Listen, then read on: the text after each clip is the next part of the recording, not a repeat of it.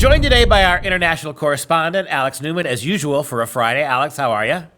I'm doing great. Thank you so much for having me, Duke. Well, we were tipped off about a week ago from a concerned parent in the Plano, Texas school district that what was going on in the Plano district schools was about to get real nasty real quick.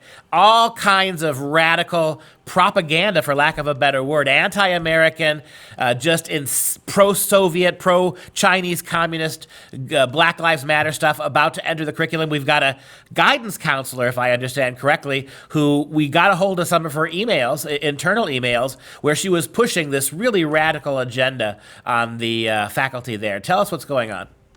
Yeah, thank you, Duke. This story is incredible. It's one of those that you kind of have to see to believe. And what happened was this school counselor, she's a licensed clinical social worker, LCSW, Diane Evans. We got some of her emails sending around to other officials in the school district promoting this Black Lives Matter propaganda, promoting a webinar having to do with Black Lives Matter. And the stuff that's in there, Duke, would blow your mind. For example, there's a Black Revolutionary reading list that people were encouraged to read. And this includes, and I'm not kidding you, a manual on guerrilla warfare by Ernesto Che Guevara, Fidel Castro's right-hand man, the guy who executed thousands of people for him, who incidentally was a virulent racist and hated black people. I don't know. Not only that, but Che was not only that, but Che was the liberals. He was a terrible homophobe as well. He had he set up the Castro's killing fields, and the story that he used to shoot gay prisoners himself, took a perverse pleasure in doing that. I don't know if that's documentable or not, but certainly the fact that he was responsible for pretty much all the killing that happened in Cuba is staggering. And here she is promoting this. What gets me about this, Alex, is that killing is fine with the left as long as it's killing the right people. They'll come after, Thomas Jefferson is the worst man in history because he owned slaves, but they're apologizing for Che. It gets even worse. They're apologizing for Mao Zedong. Talk about that. Yeah, it's incredible. I mean, this reading list it would blow your mind. You've got stuff by Karl Marx, right, the Communist Manifesto. You've got stuff by Lenin, The State and Revolution. You've got one called Black Revolution and Chairman Mao, something like that. And I've never read this book, but I looked it up, and the Maoists love it. They say that Chairman Mao was an icon, a hero for colored peoples everywhere. I guess I never heard of the Uyghurs, right? 3 million Uyghur Muslims in concentration camps in Western China being sterilized and exterminated. You've got the Tibetan people who, of course, are facing genocide from the Communist Chinese. You've got the largest mass murder in human history, something like 100 million people, not including 300 million unborn babies slaughtered by these maniacs. And yet they're telling us that Mao is this wonderful figure who is the defender of the rights of brown and black people everywhere, which is demented in an incredible kind of way. Another thing on the reading list, Duke, is the Green Book by terrorist mass murdering dictator, the late Muammar Gaddafi. Okay, so this is the kind of stuff that is now being peddled at the highest levels of a conservative school district in a conservative jurisdiction in a conservative state. This is not just like liberal propaganda. It'd be one thing like teaching the kids to vote for Hillary. That's disgusting enough. But we are now talking about promoting some of the worst savages and barbarians to have ever walked on this planet. People who just were obsessed with slaughtering innocent people. These are the books that paved the way for the extermination of hundreds of millions of innocent human beings in the last century. And they are now being promoted at the highest levels of a conservative school district in a conservative state. So parents, do the math.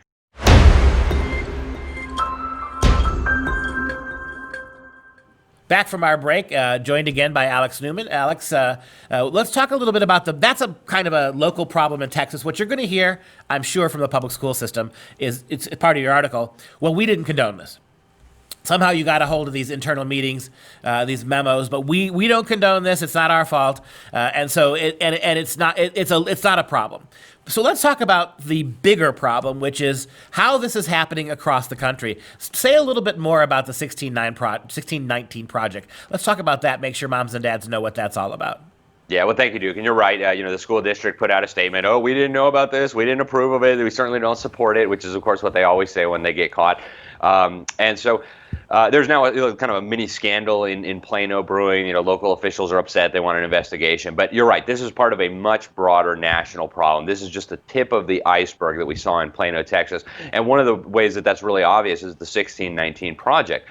This is this crazy rewritten version of history that came out of the New York Times. There's a radical left-wing hate monger, Hannah Jones, something, one of the hyphenated last names, who is making the case that America is really the founding of America was in 1619 when the first African slaves were imported.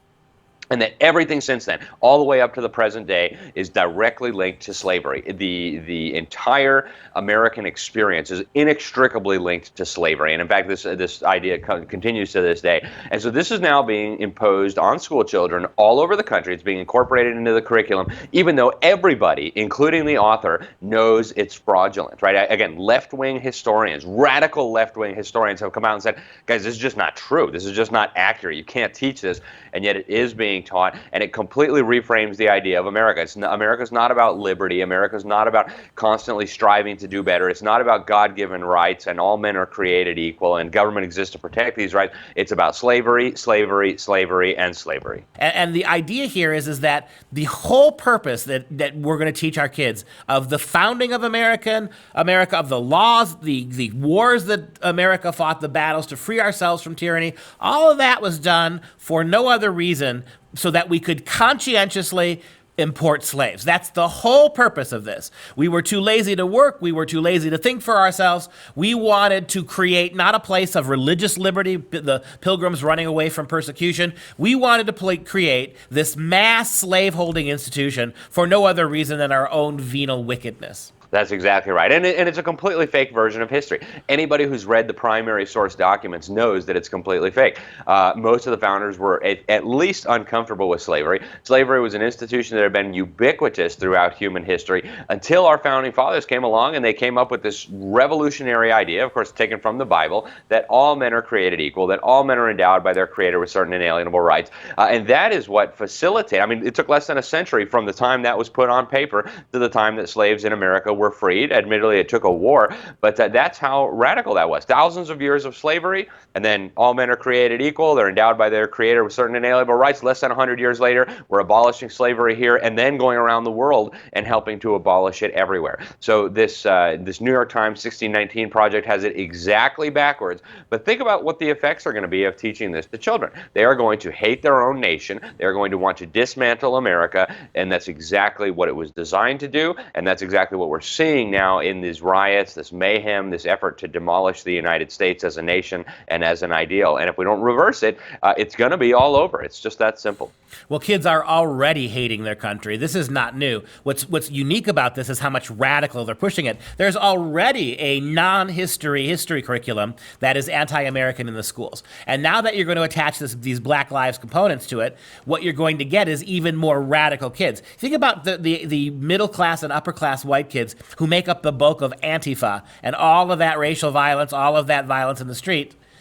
And now these same kids in 10, 15 years are going to get a much more radical, much more anti-American curriculum. So we're pushing this really far out there, and it's going to be the detriment of this country. It is, and I honestly don't believe our nation will survive another generation of this indoctrination. It's going to be crumbling, and we're seeing the beginnings of that now. It's going to get a whole lot worse as long as they continue to brainwash our children with our consent. Radical sex, radical atheism, radical materialist sexual perspectives, a huge transgender and lesbian push, all of that stuff. And now you're going to be getting a full-on onslaught of Black Lives Matter propaganda, anti-white, anti-American history. Your schools are irredeemable. To send your kids into these schools, I don't care if they even do manage somehow to graduate from these schools able to read and do a little bit of math. At what price are you giving them those rudimentary backward skills given the test scores? Alex, thank you so much for joining us today. You're speechless, and you ask yourself, it has to be ignorance, doesn't it? I can't imagine parents knowing this and then following through with this.